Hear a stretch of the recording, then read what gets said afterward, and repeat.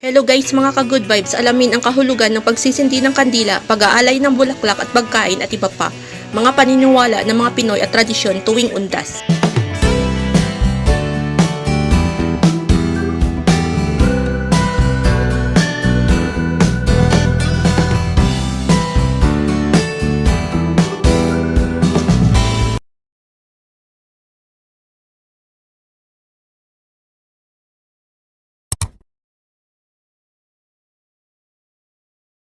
Hello guys, welcome back to our channel. By the way, I'm Jen Kylie Vlog. Today's video, i-share ko po sa inyo ang kahulugan ng pagsisindi ng kandila, pag-aalay ng bulaklak at pagkain at iba pa, mga paniniwala at tradisyon ng mga Pinoy tuwing undas.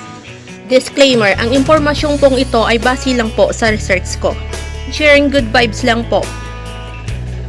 Just watch lang po my videos until the end. Thank you and God bless everyone. Kahulugan ng pagsisindi ng kandila, pag-aalay ng pagkain at bulaklak at iba pa, mga paniniwala at tradisyon tuwing undas. Likas sa ating mga Pinoy ang kahiligan sa mga tradisyon. Meron man itong basihan o gawa-gawa lang. Hindi ito mawawala sa anumang okasyon. Ngayong All Souls Day o Araw ng mga Kaluluwa, ano-ano ang mga nakasanayan natin gawin para mas maging extra ang araw na ito? Paghahanda ng pagkain. Parte rin ng paggunita ng undas ang paghahanda ng pagkain o mas kilala bilang atang. Ito ay paniniwala na kung maghahanda tayo ng paboritong sopas ni Lola o tukwat baboy ni Lolo ay matutuwa sila sa kabilang buhay. Maaari itong ilagay sa ibabaw ng nicho o paborito nilang lugar sa bahay o sa altar. Kwentuhan ng mga nakakatakot, ito rin ang pagkakataon kung saan parang nakikrave tayo sa mga horror stories kaya hindi mawawala ang mga kwento tungkol sa White Lady na kahit paulit-ulit o magkakaiba lang ng version ay natatakot pa rin.